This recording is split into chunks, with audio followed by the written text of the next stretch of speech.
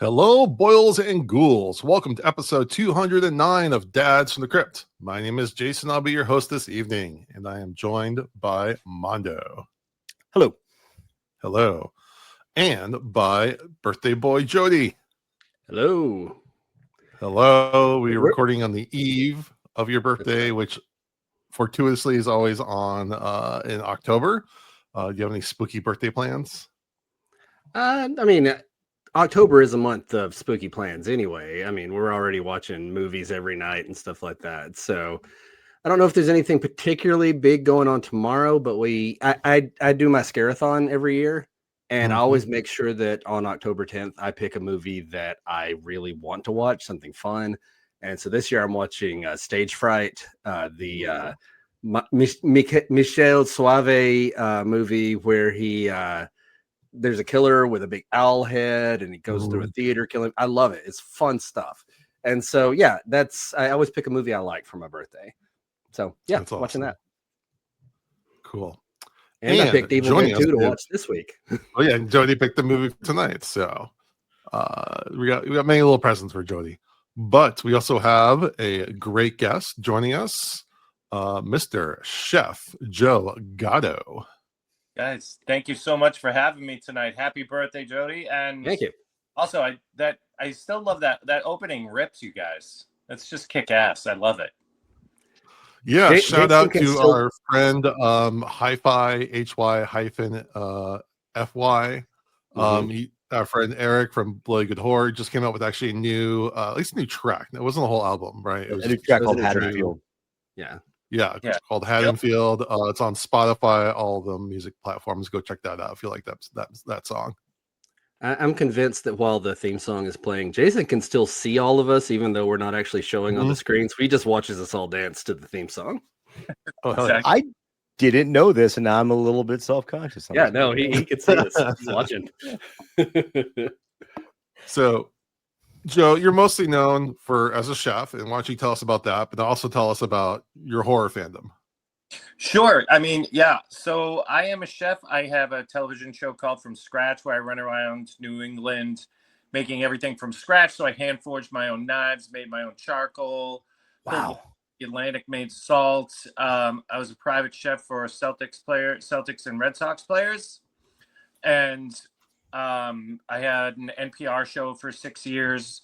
So that's kind of what I was known for. But I started out back in the day as a filmmaker making horror. And I ran video stores, and it's never let me. I actually have a short film right now out on the festival circuit that just got its 14th selection and 6th nomination called Choppers, which is a short that Joe Lansdale, I don't know if you guys know Joe Lansdale. Joe and I have been friends for a while, and it's a Joe short that I directed about this homeless woman who finds a pair of dentures because she has no teeth, and they progressively grow bigger and bigger and bigger until all hell breaks loose. So very Lansdale. I had a blast with it. We did all practical effects. And I've just kind of stayed into it. I'm friends with Mick Garris, and we're putting together a TV show right now.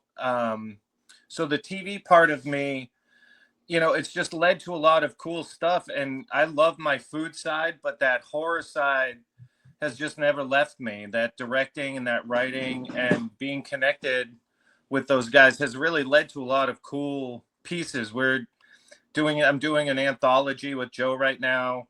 And we have Alec Gillis effects, who you guys I'm sure know from Tremors to Aliens and stuff like that. Yeah. We had him on the show a couple months ago. He's the best. Yeah, he was super nice, super cool guy. He's so cool. And when we had him on the show here, he did the show from it. I don't know if he did it he did it from the shop. And that's like a kid in a candy store for all of us, right? I mean, exactly. Just totally geeking out, and just met some really cool guys. And I love that, I love the side of being involved in it, but the biggest part of it is I'm a huge fan. I'm just a fan of the genre. I'm a fan of practical effects. And that's what Joe and I, when we decided to do the new anthology, when we were talking to Alec, we really wanted to do a practical effects driven creep show kind of old school just horror film, and I still love those. I love the new horror too, but I'll always be a kid of the 80s. I mean, that sounds amazing, and we're here for it. So, yeah. Here's a show. Here's a show idea for you. Alec Gillis sculpts practical effect food, disgusting food, and you have to make it in real life. Okay. When do we start shooting? Jason will get the funding. Don't worry about it. You get famous horror actors to eat it in the end. Yeah, that's kind of a little bit of close to what I'm doing with Mick, which is pretty fun. Wow. Yeah, and Mick we've had Mick on too. I think he's a vegan, right? Yeah, yep, he is. And I mean, and Mick, right, just an absolute legend. And I loved his podcast. Mm-hmm. Oh yeah, and the idea stemmed from the Masters of Horror dinner, because I have that side. So I wanted to incorporate what I do with food and incorporate it with doing horror at the same time. So that's what. Are you guys talking about doing like a Masters of Horror dinner series?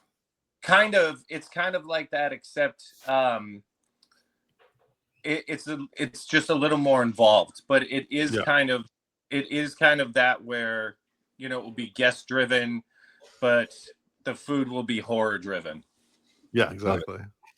Yeah, which I'm excited. All right, both the things I love. Mm-hmm. All right, I have a couple quick hit questions for you though. If you were gonna make a dinner for any horror villain, who would it be and what would you make them? Oh, I love this. I mean, most likely I'd have to go Hannibal Lecter, just because he has such a wide palette, and I'd get to go crazy doing brains and stuff like that. I would absolutely love the challenge of that, and of course, not getting eaten myself.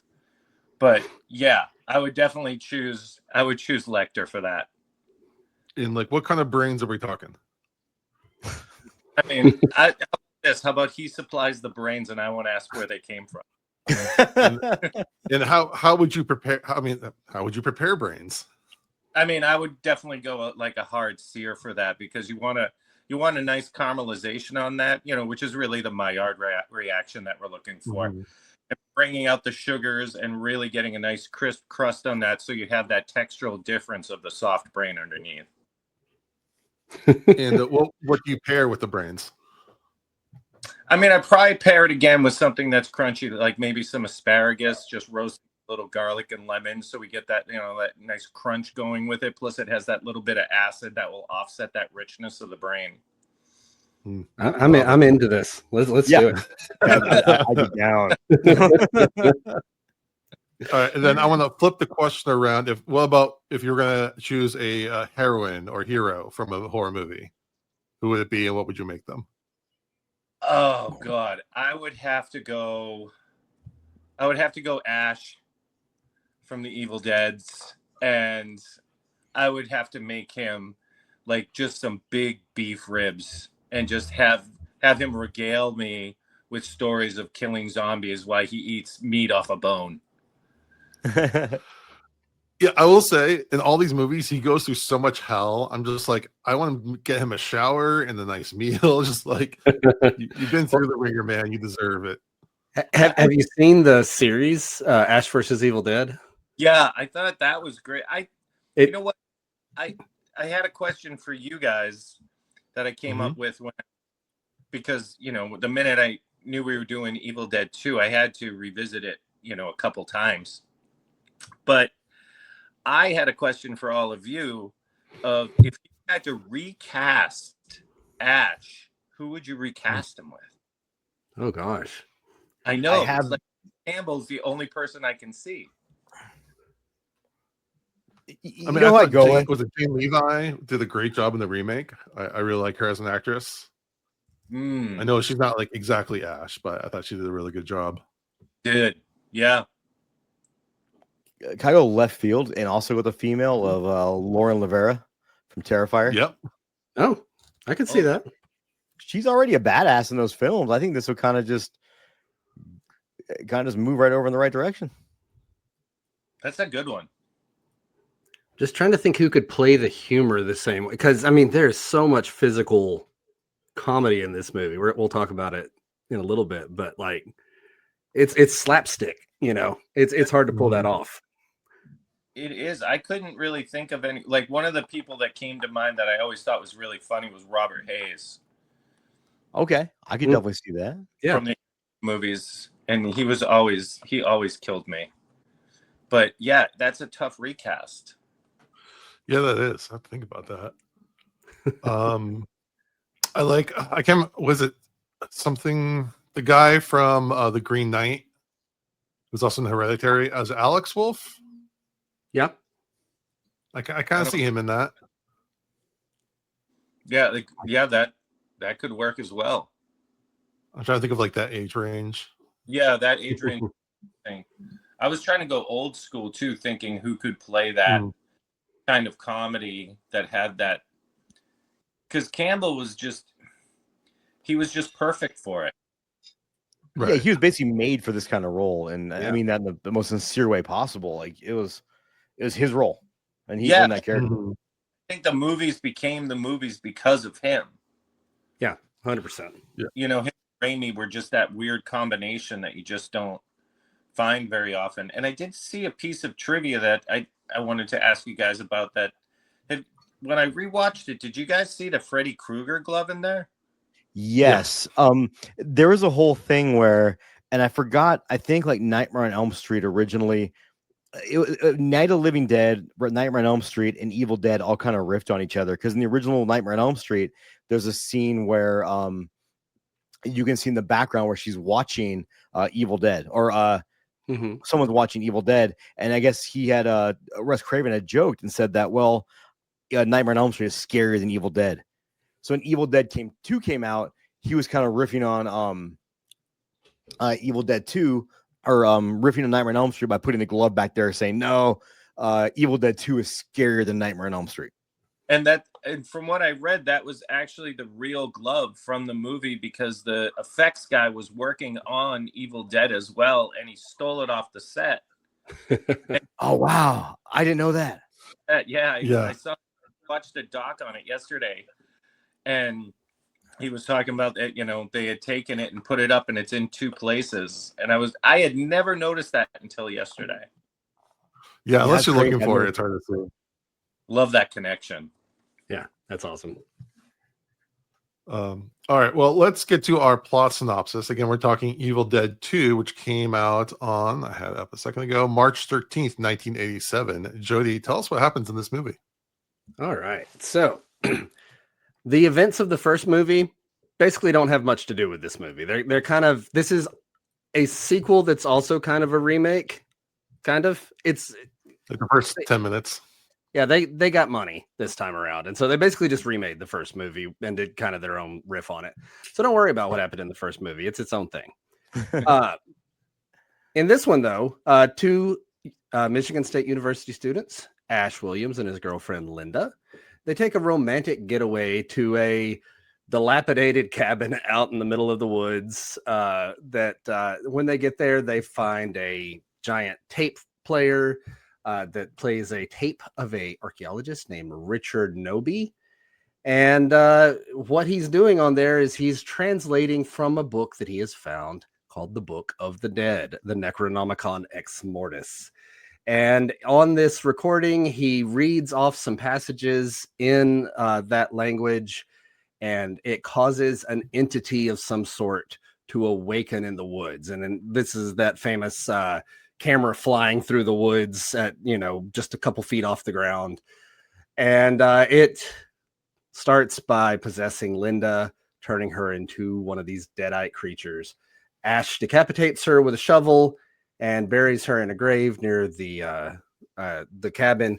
And then he gets possessed, but only for a little bit, because the sun comes out and it chases the demon away. So Ash tries to leave. Obviously, time to go. You've already murdered your girlfriend. You got to get out of there. But the bridge is gone. It's completely torn up. So the entity chases him back to the cabin, Linda's head revives and bites his hand, and then her body gets up and does a little dance, and it is a whole thing. And the dance is really unsettling. I do have to say, like, a lot of the special effects in this are just fun, but the dance is it's something about it. It's uncanny in a weird way. Because it's also like mirroring a dance that she was doing earlier. Yeah. And then now it's with like this like really creepy stop motion stuff. Yeah, I love it. But he takes her head and he puts it in a vice so that she'll let go, and then he carves into it with a chainsaw and actually kills her this time.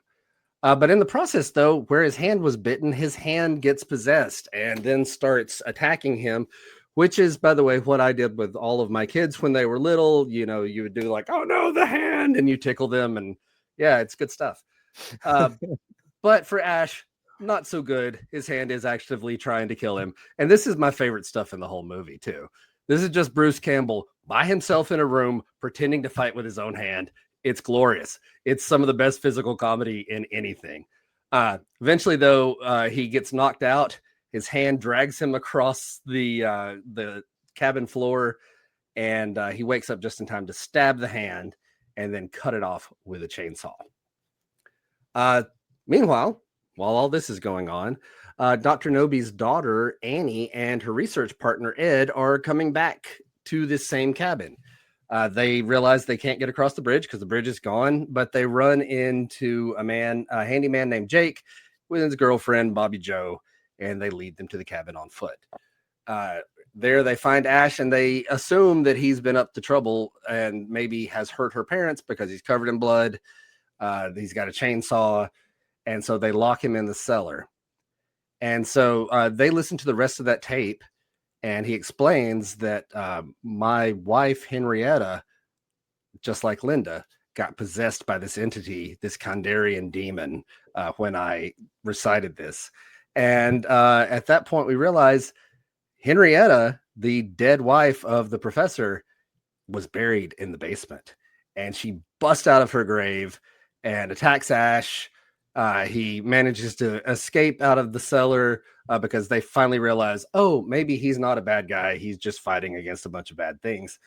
He dismembers her with an axe. Dismembers her with an axe. Starts chopping off body parts. Bobby Joe flees through the woods when Ash's hand, which is still crawling around, latches onto her. And then she gets attacked by a bunch of trees. And thankfully for part 2, just gets murdered by the trees. Original Evil Dead, trees are a little bit more uncomfortable. They're very handsy. Very, very handsy with the trees. So you don't have to worry about that in this one. She just gets killed and gets off easy. And Annie translates some pages of the Necronomicon that portray a fabled hero with a blade for a hand. And that details a ritual that will cause the evil to take a physical form, and then they will open a portal, send it through it.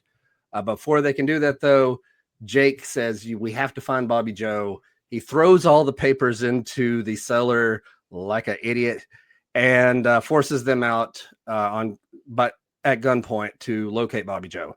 In the woods, Ash becomes possessed again, attacks Jake, and he goes back to the cabin, stabs Jake with this big Kandarian dagger because she thinks it's possessed Ash.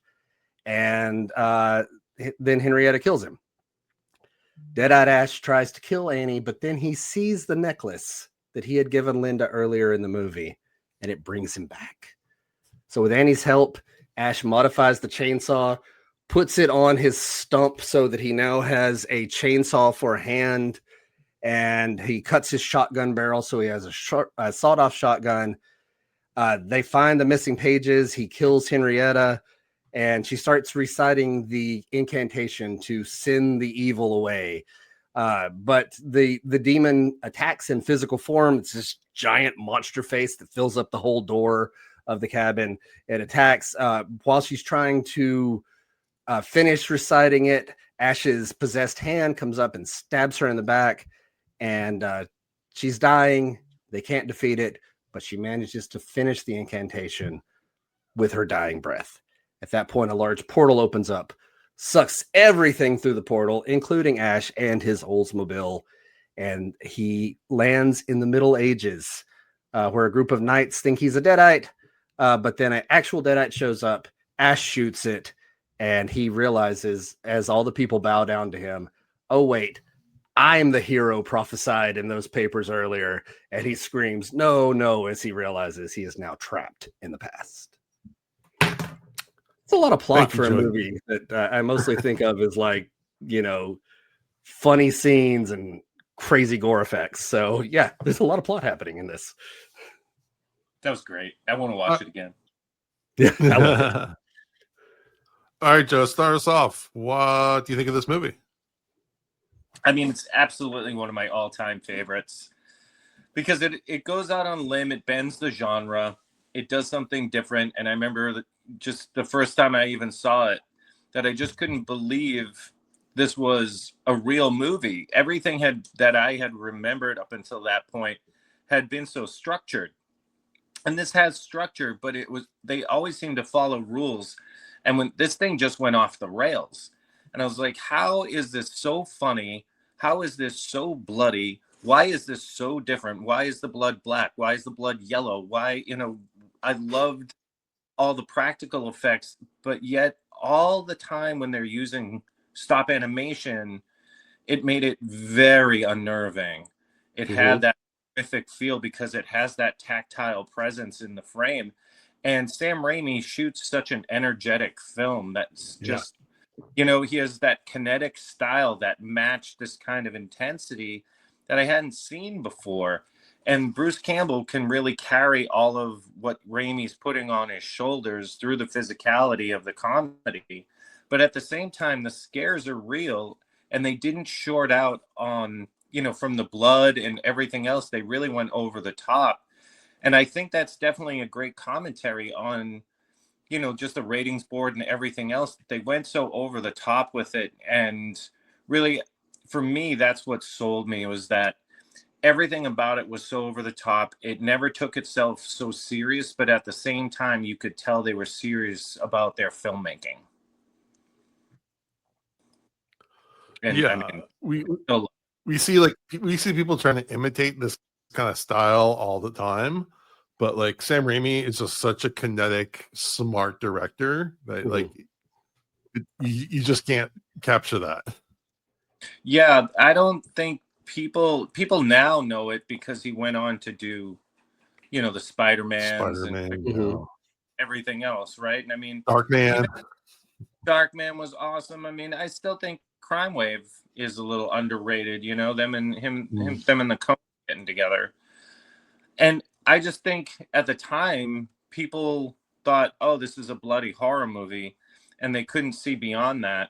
But now you can go back in retrospect and see that there's so much intelligence behind that kind of filmmaking, and they knew what they were doing, and that they understood more than people thought. It wasn't just a fluke, because the first one, I mean, we all know the first one is definitely scarier, right? It definitely going for the scares. But the second one, when they had some money, that combination. I just saw a movie recently called Jimmy and Stiggs. And Joe's coming on in 2 weeks on Chew on that. And I immediately was like, okay, this guy loves Raimi. Like, you can just see it, right? He's just influenced in the horror genre.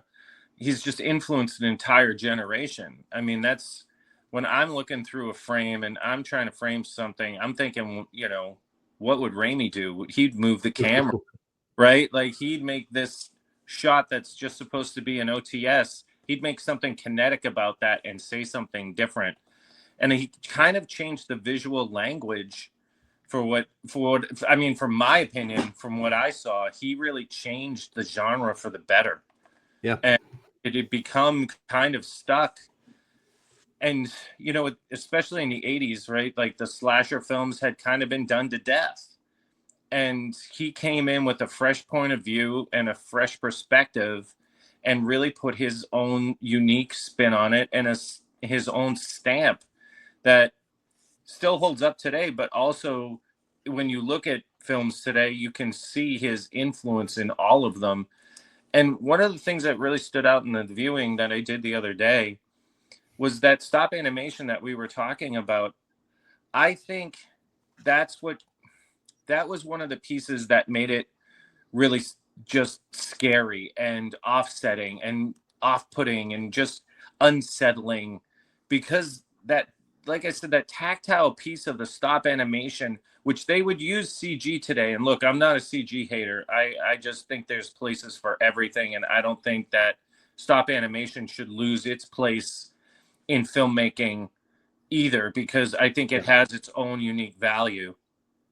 Because if you did that in CG today, it's not going to be scary. It's going to be like every other film.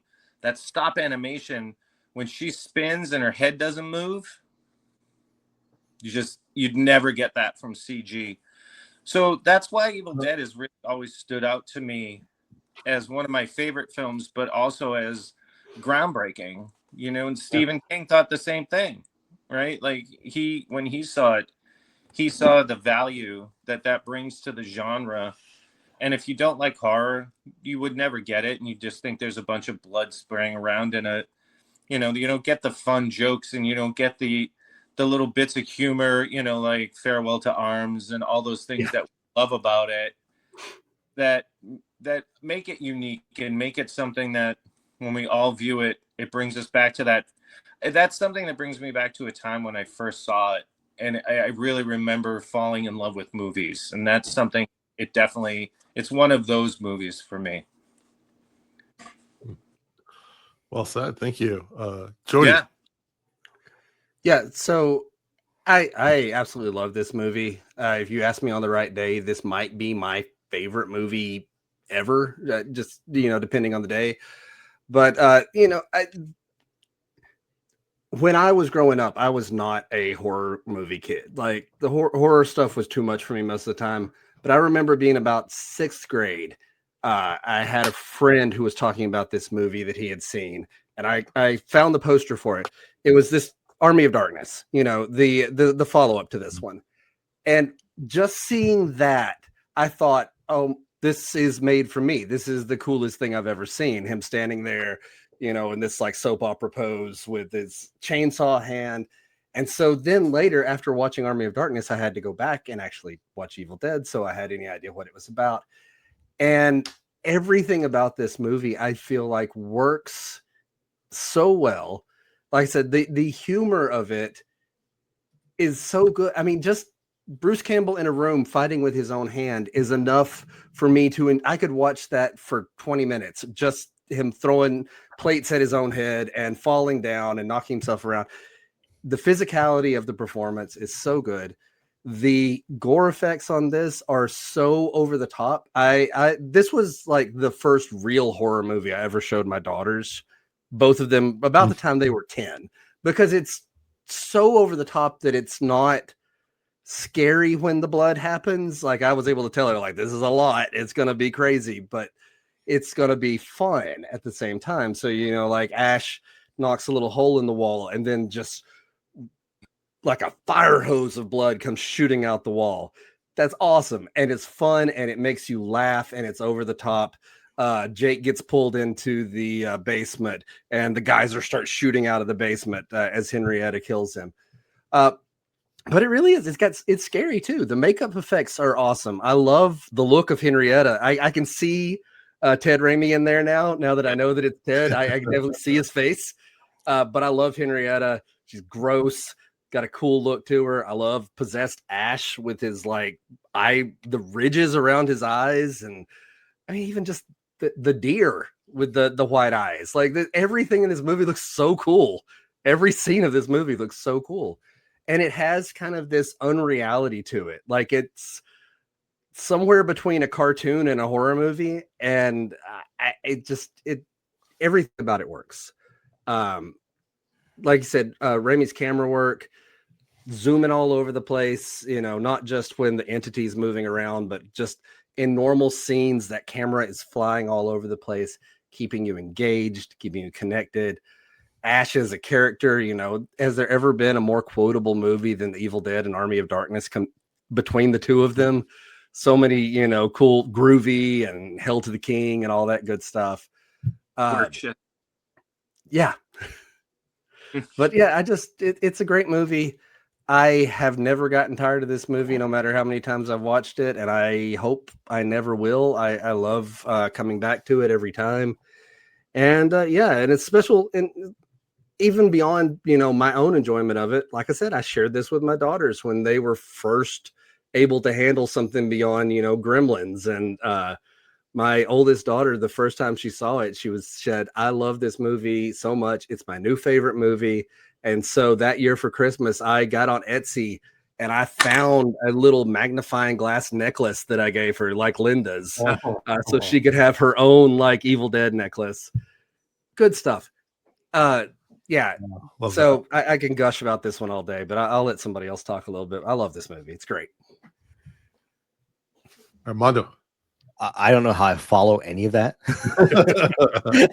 To be honest, movie good, me like. But this is one of my favorite movies of all time too. And much like you, Jody, my parents rented Army of Darkness back in the early '90s when it came out, and I was 9-10 years old, et cetera, et cetera.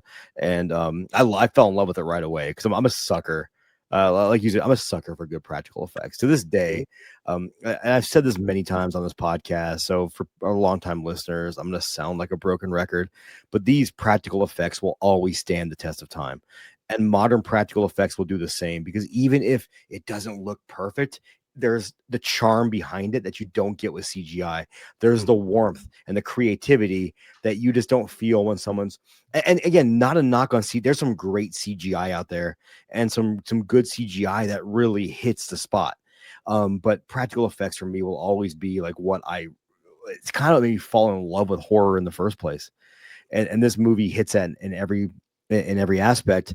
And when you add in Bruce Campbell, and you look at Bruce Campbell is a conventionally handsome guy that easily could have phoned these in, thinking this is like my stepping stone to go do soap. Like you could definitely see a young Bruce Campbell doing like Young and the Restless or whatever, General Hospital. But no, he owns this role. He went into it 100% in every movie he's done, every horror movie he's done, but also every drama he's done. But he knew the assignment, and he knocked it out of the park. Everything about this movie, from the sound effects to the acting, it all just melds perfectly. And what really always blew me away when I first started reading about horror when I was younger, and reading magazines and reading the thought process behind it. And you kind of mentioned this, Joe, that how many camera shots and how much stuff was stolen directly from what Sam Raimi was doing, but that he was doing on a shoestring budget, being very creative and making these I don't know the right term, but these camera props or these camera setups that then became Hollywood staples, like the camera through the car window. Like he did that just with no budget and just the creativity of his brain, trying to figure out how we're going to do this, and probably a great group of people around him that are like, yeah, we're going to figure this shit out. And to me, that's really the beauty of this. This is guerrilla filmmaking that comes off just amazing. And one of my favorite shots in the whole movie is when they have the outside of the cabin at the very end and the trees are falling on it, and it looks like a really tiny cabin. And you see all this stuff going on in there. It's very expansive, but I think that prop is just so amazing and so whimsical and so like iconic of what this movie is. And the other great thing about the Evil Dead series and Bruce Campbell in general is I'm a jiu-jitsu guy, and I train with nerds and I train with jocks, but I have an Army of Darkness rash guard that I wear all the time to the gym. And I can't tell you how many people that you would not expect, or not really horror movie fans, recognize that and recognize the lines. Like you said, Jody, they'll look at my rash guard and be like, groovy, or Hail to the King or something. And it just that character is almost transcended horror. Much like Freddy Krueger or Jason. I think when you talk about like, Jason and Freddy and Pinhead and Candyman, I think Ash kind of sometimes doesn't get the credit he deserves because he wasn't the monster, but he should be definitely talked into that as probably the most iconic horror movie heroine or hero of all time. Yeah. And as I said earlier, Lauren Rivera, she's going to get there. Just you watch. Well, what more can I say? But there's just this is just like the definition of passion project. where it's like you can tell everyone is just putting their all. There's so many effects in this movie. It's just like literally the kitchen sink kind of movie where it's like every trick in the book, every creative design, and like again going back to the practical versus CG, you can always just click Control Copy on something and then just tweak it a little bit. But here you're making everything from scratch. Everything is unique and different, and something's always popping up at you. In the ballet stop motion scene, like there's mist going in front of the stop motion. I don't know how you do that. I don't know if it's like they did it on like a green screen, they're projecting it or something. I'm like, how do you even figure that out? Or like again, there's the scene where after he cuts Linda's head in half with an axe, or I think it's in the Vice. He's looking for the chainsaw. Her body like bursts in. This like stop motion. What is it? But it's like it's like creepy as hell. And I'm like thinking about like we've seen that kind of shot before with like the big thing right now is like the elongated woman, creepy woman kind of thing, which is kind of a similar thing. But like this is just so much scarier. And yeah, it's just so kinetic, and it's just like no one ever has really shot a movie quite like this, or even really has. Again, you can always tell when someone's trying to ape on it a little bit. Sometimes people do homages. I keep thinking of the Foo Fighters music video for Everlong. Is a big riff on this. But this movie is just so damn entertaining, and I kind of love how each movie in the series is kind of its own. They're all connected, obviously, and they're all made with the same passion, but they're all kind of like their own vibe a little bit. Where the third one goes like full on, medieval fantasy, slapstick, like more so like with the Three Stooges bits with like skeletons. It's a Three Stooges movie. And the first one is like much more grim and serious. And this one's kind of like that middle point. But yeah, this movie is awesome. It's also like a great crowd movie too, with watching with friends. Your kids, that mileage may vary depending on the kids. But you speak of crowds, I saw this. We used to have a small theater in Vegas called Tropicana Cinemas. That was like the dollar cinema. But every weekend they would show like they show Rocky Horror every weekend, and then always do not obscure movies, but like cult classics every now and again. And they did Evil Dead 2. And I usually hate when people, as I was kind of talking about before, hate when people shout out shit in the movie theater. But I'll never forget that he goes to press play on the tape, and somebody yells, "Whatever you do, don't press play." And the whole place is erupted in laughter. We were dying. And after that, it turned into kind of everybody just kind of riffing on the movie. And it was one of my favorite movie experiences of all time. Like when he goes and he sees the woodshed and they had to overdub his voice, the whole crowd yelled "woodshed" at the same time. And that was a cool experience. It made me kind of really appreciate those like grindhouse kind of crowds. Yeah, that's awesome. Super cool. Yeah, when the whole crowd is in on it like that, it's really fun. Yeah. All right, let's move to our movie rating. We do 0 to 5, 5 being the best, 0 being the lowest. You can do half points. Jody, what do you think you give this movie? It's a 5-star movie. Like this is an easy one for me. I wouldn't change a thing about it. All right, Joe. Yeah, I mean this one goes to 11, right? I mean this is just a 5-star. This is why the rating was created. I mean, 5 stars, no doubt. If I could go higher, I would. You can go higher. Why not? We're loose on the show. We make our own rules. I want to just jump in and just start breaking all the rules, All right, Mondo. Well, damn it, I will. I'm gonna go 5.5. Oh, okay. Wow. I'll just go 5. I want to break the scale. I'll go 5, and Jason, so help us if you don't hive mind this. I'm going 6.66. There you go. Order 66. All right, I get it. All right. There we go. Yeah, no, I mean, this is all-time classic. You better go 5. Yeah. No, this is all-time classic. Even influential, endearing. It's just, and there's still another Evil Dead movie coming out this year, next year. I mean, come on. These new ones in the series are good too. I love the remake. Evil Dead Rise was good. Like I keep on making Evil Dead stuff, man. Yeah, I'm with you. I'm with you. And also just real fast, talk about the Oldsmobile. You know, he got the Oldsmobile in Darkman. He got it in all the Spider-Man movies Yeah. and in Oh, Doctor yeah, Strange. That's right. Yeah. It's awesome. I mean, and it's so funny because you see the Oldsmobile and Ash is driving it, and then they're at the airport picking people up, and there it is again. Just like Yeah. it's just its own character, which I think is fantastic.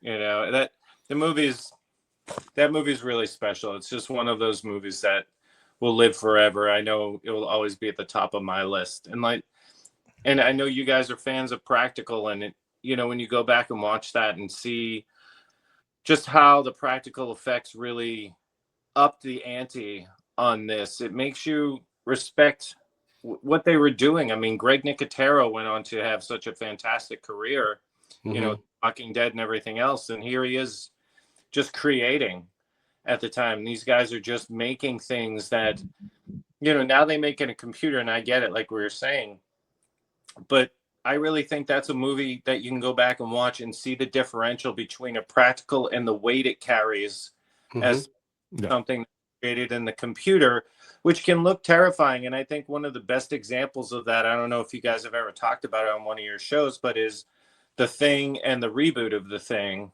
right? Because if you ever saw, you guys probably saw the documentary where, Alec and Gillis and his company did all the practicals for it, and they took them out, but the practicals were fucking incredible. I mean, it was like The Thing, except with modern technology, with the servos and everything. And the minute you see the reboot, it just has no weight to it. It's not scary. And it's not that it couldn't have been. It's just not scary when you can tell things aren't there, even though they're well done. And not that I think they were that well done. I mean, I just watched Jurassic Park with my kids, and I was like, how are CG effects going backwards? Right. Yeah. Yeah. I think a lot of Jurassic Park was they spent so much money and time on it, and now they're like, knock that shit out in 3 weeks.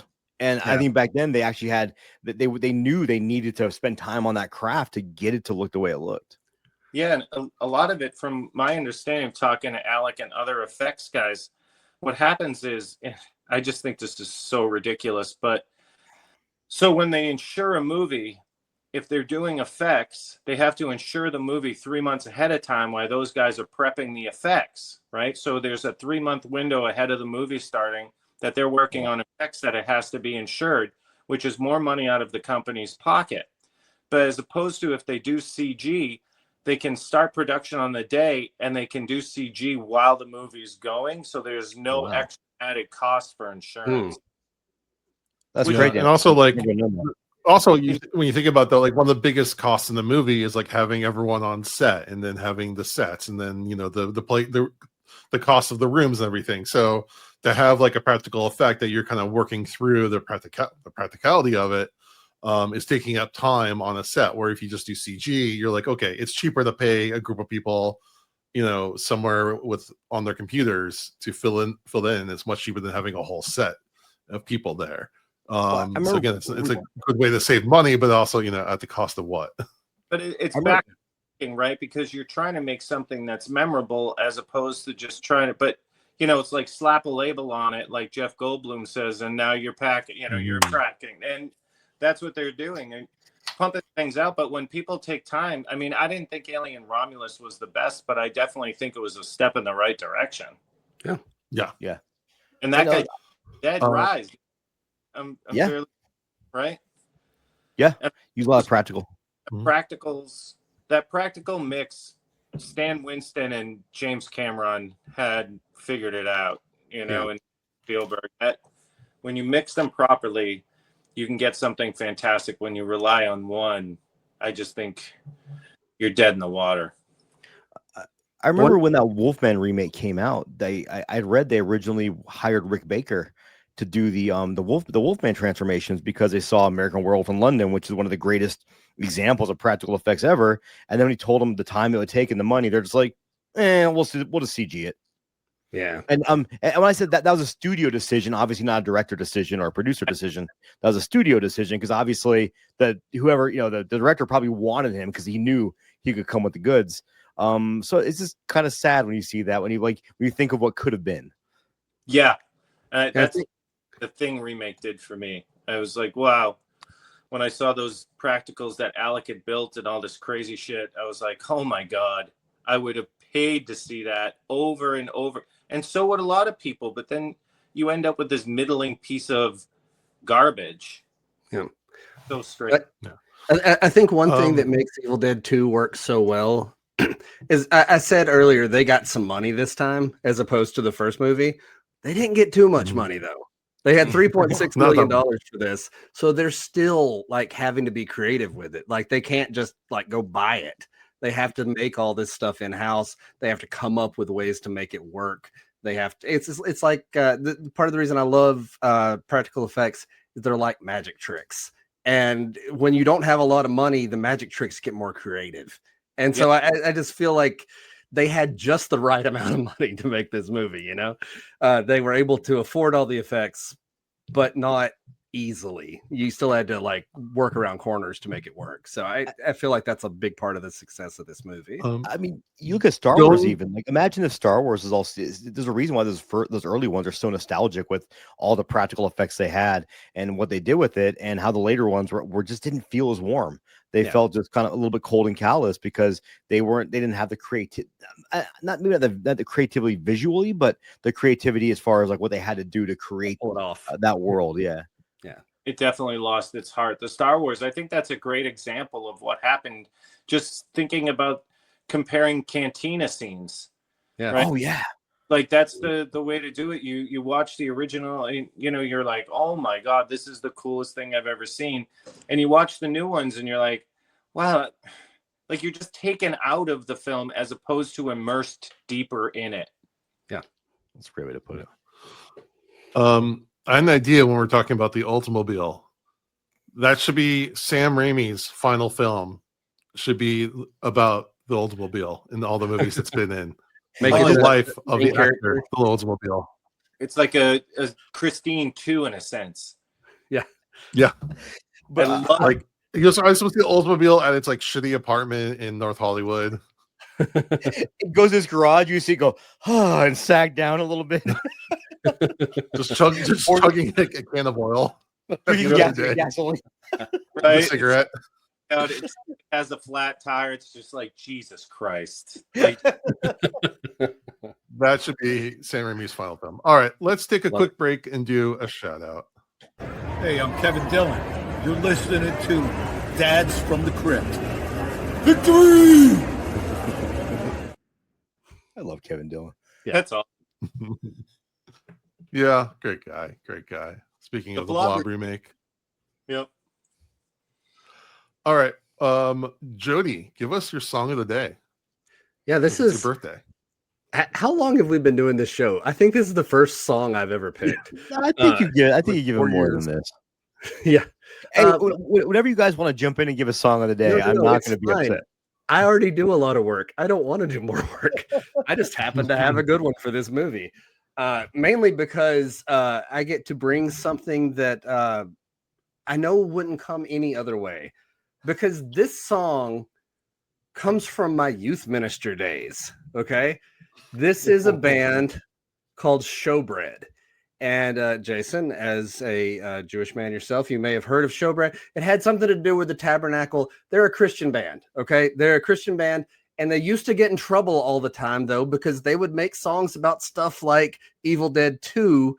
And then they'd get pulled off of all the shelves of the Christian bookstores. So I like these guys because they actually make like good music. Like they weren't just trying to like, make church music or whatever. And so back in my youth ministry days, this is one that I could get away with listening to songs about Evil Dead on like a bus that I'm hauling teenagers around in. And so the name of the band is Showbread. The name of the album is No Sir, Nihilism is Not Practical. But the song is just called Dead by Dawn. And this is the second verse of the song. I'm just going to read you the lyrics here. Because again, picture in your mind what you picture like Christian band and listen to these lyrics. Shotgun shells, this rotting smell lingers on words that were said. Her body in pieces, my hand cut away, the ever enchanting book of the dead. Sun won't rise, my spirit dies, all hope has withdrawn. Here I lay because either way I know we'll all be dead by dawn. A chainsaw can remove a limb or axe as a replacement. Smell the gas as hours pass, contrary to my statement. The corpses wish to cover me with kisses, so just maybe I'll cover this cabin with their blood. Hail to the king, baby. Yes. Love this song. That's badass. And to be fair, Jody, the song I would have picked would have been "Dead by Dawn" by the band Deicide. Yeah, different genres. So I may not be in that world anymore, but I have carried this band with me. I've seen them live a couple times back in the day, and they're fun. They do rock music, and apparently they're still like devoted Christians, but they just like making good music and having fun and talking about Evil Dead. So good for them. Awesome. Nice. Jody, that's Thank the you, most Jody. passionate I've ever heard you talk about music, and I fucking love it. I like music. I listen to a lot of music, but and is this our first screamo song? I guess that's what you'd call this, because there's a lot of singing, but then a lot of screaming back and forth. So Yeah, I don't know. early 2000s, mid 2000s type stuff. But yeah, good stuff. Good song. Nice. All right. And then Jody, give us some horror news. Man, I'm talking too much today. All right. It's your birthday. It's your birthday. It's your job today. It's birthday. Work. Get to work. Talk more. All right. Let's talk about releases real quick. All of these movies were released last week on October 3rd. It was a big release day. So first we have Monster, the Ed Gein story on Netflix, which I have not heard a single good thing about. Mondo, you watched half an episode. I right? watched the first episode, and the creative liberties they took with this. I'll just rant for like 20 seconds. Go for it. I think you can take some creative liberties with the show, Sure. but they took a million creative liberties with it, and all the defenders are trying to defend it by saying, "Oh, well, they're just expounding upon his schizophrenia." I think you can do that in a movie that was maybe inspired by. You shouldn't be doing that on a series that's supposed to be basically like a docudrama of what really happened, and I am not a fan of it. I like what they did with Ed Gein. Like he's in a necrophilia in this, like, and not to be vulgar, I'm gonna be vulgar because I don't give a shit. But like the beginning starts with him like autoerotic asphyxiation is what it starts with, and then a love interest teaches him about the Nazis and then teaches him how to dissect the body. It's like, just make a fucking movie. Just make a fucking movie and say it's inspired by Ed Gein. I'd be fine with it. But the way they're trying to sexualize and fetishize these serial killers, it's Ryan Murphy can just fuck off. I'm sorry, Jason, never get on the podcast, but I don't think it's the right. I don't think it's the right way to go about things is to almost. And I still remember, like, and I did like the Dahmer one, and maybe I shouldn't have, but what made me feel bad about it afterwards is their victims' families came forward and basically had petitioned him saying, "Please don't do this." Yeah. And and Ed Gein actually only killed 2 people as a whole thing, but it was a grave robber. And they get some things right, but they take too many creative liberties, and they do the Star Wars thing where when you can't explain something, it's the Force. And it's his schizophrenia, and I just don't buy that as an explanation. That's just lazy bullshit. You're trying to sell something to people that don't like want to dig into it.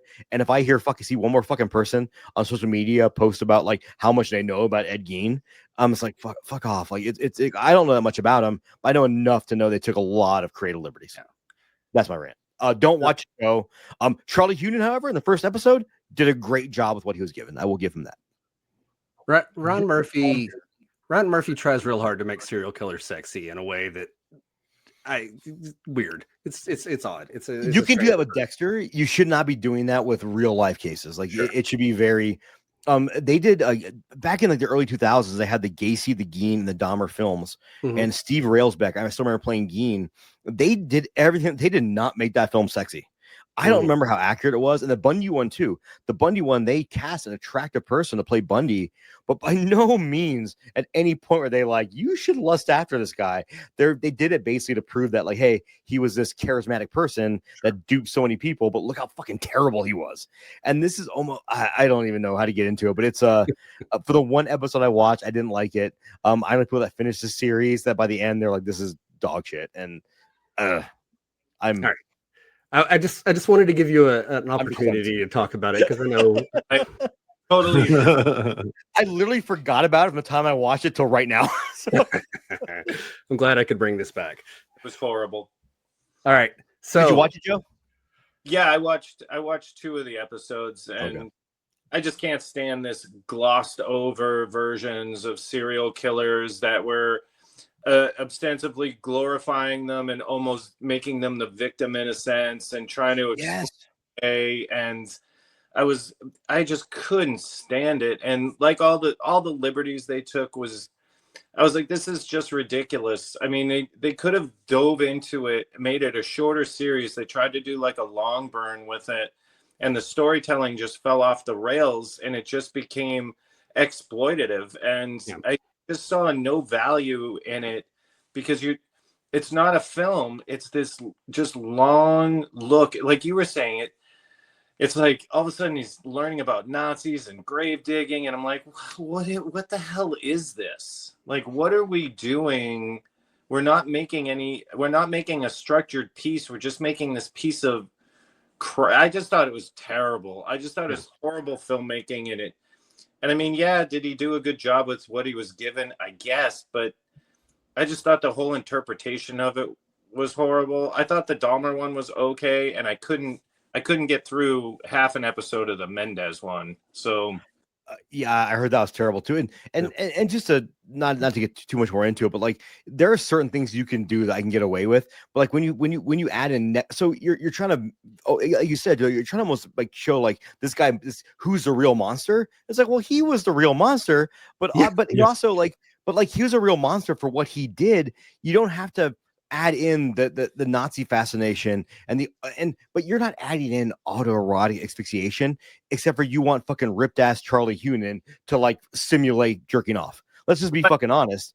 And the whole like fucking a corpse shit they did later on the series, like he never did that. You're doing that just for shock value and eyeballs, and you can fuck right off Ryan Murphy. Well, apparently later in the series too, like he does take some liberties with Gunnar Hansen and Anthony Perkins because they talk about the movies and they like make a big deal about Anthony Perkins being gay, which he was, but like he wasn't out at the time. Like it's just well.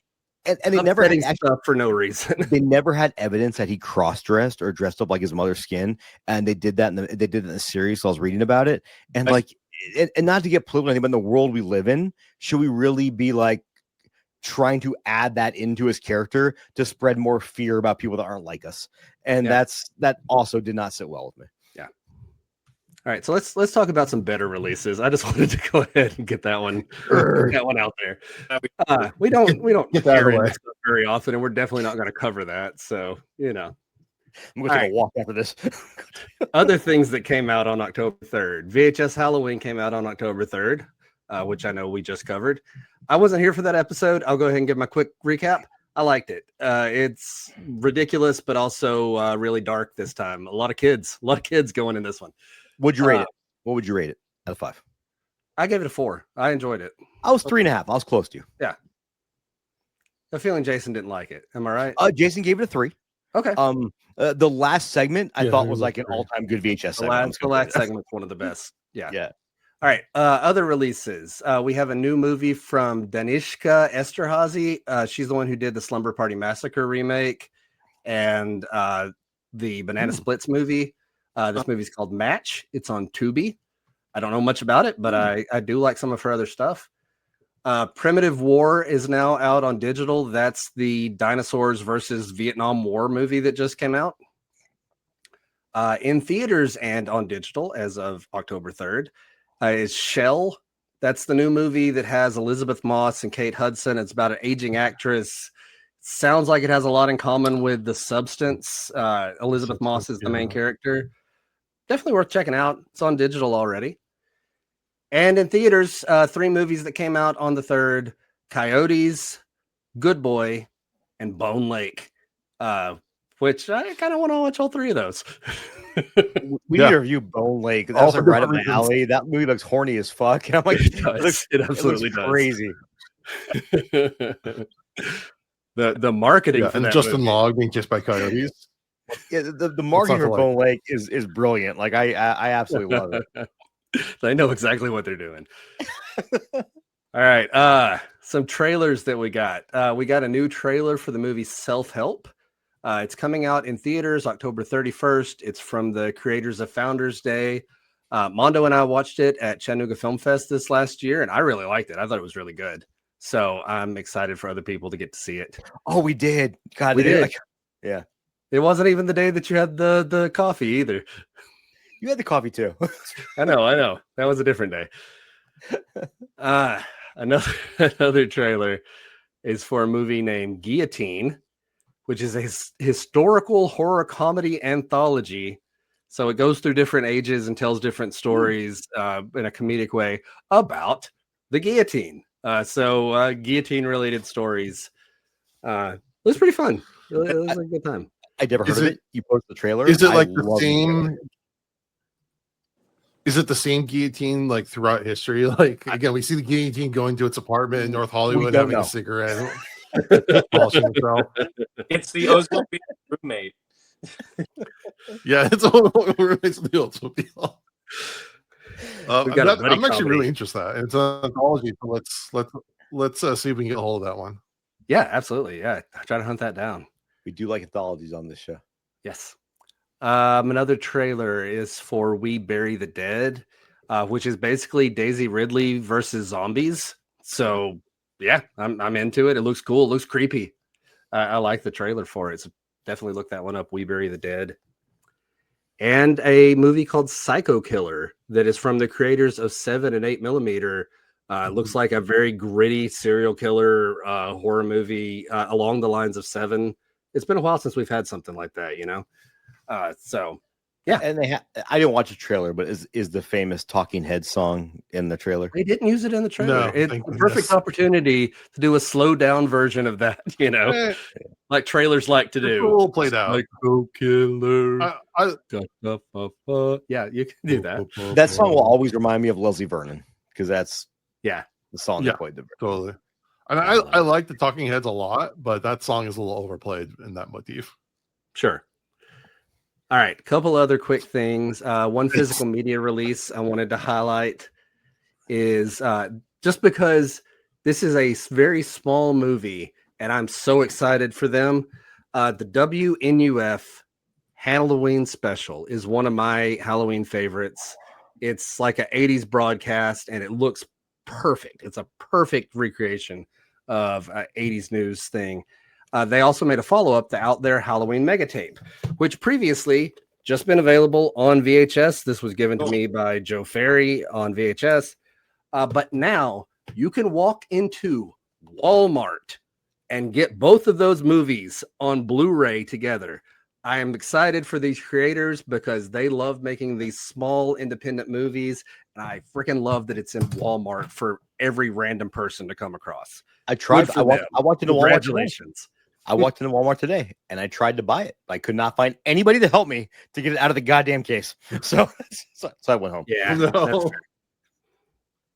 See, I had a good experience at Walmart yesterday, so I can't totally bash them because there's a new Art the Clown NECA figure that technically doesn't release until today or tomorrow, but I got it yesterday because I asked the right person and they went to the back and got it for me. So Dude, good like, experience. In Las Vegas, if you ask a Walmart employee to look in the back for something, they might punch you. Well, Like, this is how it is out here. Here's the thing. I figured out. So I knew they had it. I had seen that they had this in the back because I'd asked a guy a few days before and he wouldn't go get it out of the back for me. So I came back another day and I'm like, all right, I'm scanning the electronics section. I'm going to find the easiest mark. Who will go to the back for me? And I saw a employee working there, a woman probably in her early 20s. And I asked her, hey, can you scan this and tell me if you have it? And she said, yeah, it's probably over there. And that's as good. And she was done. She was done with the conversation. She pointed in a general direction. I got nothing. But there was an older man working there. This man was in his 60s, and I asked him, and he was like, "Oh, let me go ask my boss." And he asked his boss, and his boss said, "Cool, go ahead, go get it for him." And so I learned I have absolutely zero ability to influence a young woman, but an old man, I can get him to do what I need him to. So good for me. When I was like 16, younger than that, I was like 14 or 15. Me and my friend walked to Kmart by my house, and we walk in. He was in his Howard Stern's The Best phase, and he walked in, and an old woman standing there, like greeting, and he goes, "Why do they call it Kmart anyways? Where does the K come from?" And we, we're dumbass kids. We walk the store, we leave, and she stops him. And I didn't realize he had stolen something, so he was worried. Oh God. But she goes, "I made some calls and I found out where the K came from." It was Kmart was originally called Krensky Market, and when they sold it, they kept the K from the name and kept it as Kmart.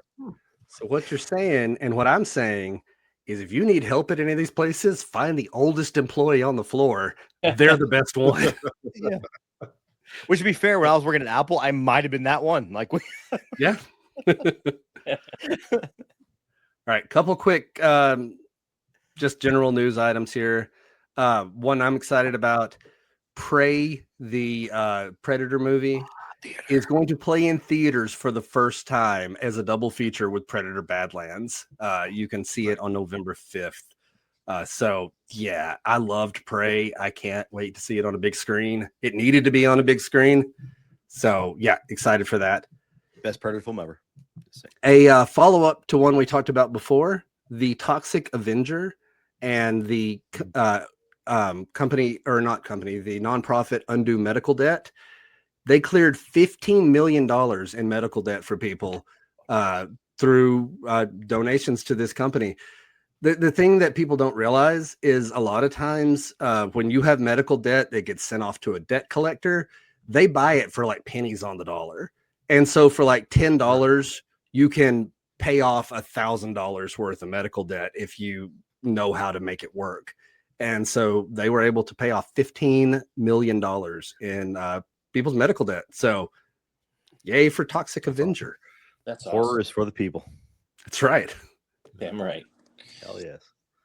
And last one, because I have kids the right age, coming to Fortnite Nightmares 2025. The Fortnite's all about the skins. Like you get to play as all these different characters. They don't do anything different. They just look cool. But they're doing a whole thing for people like us because they have Scooby-Doo characters. Art the Clown is going to be in Fortnite for my 9-year-old to play. Jason Voorhees, Ghostface, and the Grabber from the Black Phone. And Hank a Hill. weird addition there. I don't know that anyone's like the Grabber. Yes, right And there with Hank- Jason Voorhees. But in Hank Hill. Hank Hill, King of the Yes, Hill. and Hank Hill and Adventure Time. Man, like if you've got a license, you can get in Fortnite right now. But I just thought it was cool that they're doing horror stuff. You know, Jason, can you make this happen? Can we get into Fortnite? What is Fortnite? Yeah, get that totally. Patreon money. We'll get it. The podcasters. Genetic bearded balding horror nerd. Done. Yeah. I'm balding, but you guys, first of all, you guys are not balding. You guys are bald. So no offense. Love you guys, but let's be honest. I am balding, but you guys are bald. I saw where things were headed. I saw where things were headed, and I said, "You can't leave me. I'm going to leave you." And so then I knew where it was going. That's my relationship with my hair was failing. Wow. We all knew it. We all were ready for it. It has an apartment in North Hollywood. That's right. I told my barber one time, I sat down, I'm like, I think it's time. Let's just get rid of it. And he goes, nah, bro. He goes, I'll let you know when it's time. He goes, I'm not going to let you walk around looking like an idiot. I was like, okay, I'll take that. That's awesome. All right. Thank you, Jody. All right, Joe, before we go, we have a tradition of asking our guests to give out fatherly advice as we're dads in the crypt. But I have a very specific request. As a chef and as a father, how the hell do you come up with a meal to feed everyone in your family so they're all happy? I love this because I'm a That dad, is, and my 3 kids can all cook, and I have a 7, a Oh. 12, a 15-year-old. And advice that I give, like, we did a big event tonight in Boston, and my 12-year-old girl comes with me to do these events and helps teach the classes and show people how to cook. I always tell people, cook with your kids. Mhm. It opens up a whole new world, and you realize that they'll try a lot more things when you're cooking together, and they'll take chances, and you're teaching them something that's very valuable as they move forward in the world. Being able to cook for yourself is a tool that you use in so many different ways. People are very concerned about just the youth and how they feed themselves and what people are eating. And the only way to change that is that we're teaching kids to cook at home, because you can till you're blue in the face tell them not to eat junk and everything else, but it's not going to change until you actually show them how to fend for themselves, and then they can make that choice themselves. You making that choice for them isn't going to work. So spend some time, spend 1 or 2 days, make a couple things, instead of ordering pizza out, make some dough, make some sauce, and make some pizzas, or, just make chicken piccata, or find out something that they love to order in a restaurant that you've never made at home, and make it together and teach them that dish and create a bond and spend that time. And that's the best advice I can give people, because my kids love to cook, and I also get to spend a crap load of time with them that way. Mhm. And I love that piece of it, because I don't know how much longer they're going to want to be hanging around with their old man. But in the kitchen, they love to, because I can make them shove it in their pie hole, and they love it, Well, as a man with a 23-year-old child, they might drift a little bit in a couple years. They'll come back. Just trust me.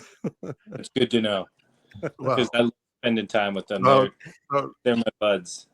That's awesome. I love that. That's great Yeah. advice. Thank you. Because it's a struggle. Yeah, I know it's a struggle for people. I know it's a struggle for people to cook at home and fend for their family. I know that's something that people face every day, and, I realize that, I cook for a living. So cooking for me, and like cooking meal, I cook every meal every day. I pack my kids' lunches. I make the rolls for their sandwiches. Like Wow. that's all I do, like making rolls for me is like pouring coffee. Yeah. So, my oldest, my 15-year-old, he's now 6'2", plays varsity basketball. And Damn. he, like, I created a monster there, because like, if I take him out and stuff, I have to be like, dude, shut up, because he's like, Dad, this chicken definitely overcooked. I don't know what they were thinking. I think they seasoned it the day before, and it drew out all the moisture, and it made the muscle really tight. And I'm like, shut up, dude. I'm like, there's nothing we can do. And my wife looks at me, and she's like, this is all your fault. This is all your fault. That's awesome. But it's great. He really appreciates great food. So, like, when we go down to Tulum, to Mexico a lot, and when we're down there and we're going through the streets, and in Tulum, in one place, there's just a whole street of carts. My kids are sitting there speaking Spanish, ordering off the carts, and not looking for like dino nuggets. yeah. Right? That's like my proudest moment, because I'm getting that shared experience, and there's nothing like food. Food leaps over language, it leaps over religion, it over politics, and connects people like nothing else, right? And when they're connecting with that culture down there, and they're not sheltered from it, it really opens up a whole new world. And being able to share that piece with them too is something that food can do. So spend some time and just make some food with your kids. It will lead to places that you don't think. Pick one dish. Yeah. And we've been doing that at my house for the last couple of years, just alternating who helps and letting them choose what meal they want to cook and letting them cook with. It's so much fun. I love cooking with the kids. One of my favorite things now, my child being older and now living out of the house, when like for my birthday, they came over and cooked and made me a meal. And it was fucking awesome. And that's just like I think like making someone a meal is like one of the sweetest things you can do for somebody, because you're putting this effort into something that is life nurturing. And yeah, like to your point, like I love everything you said, Joey. That's just like fucking beautiful. Like if everyone in the world could just have a fresh made warm tortilla, we'd eradicate racism.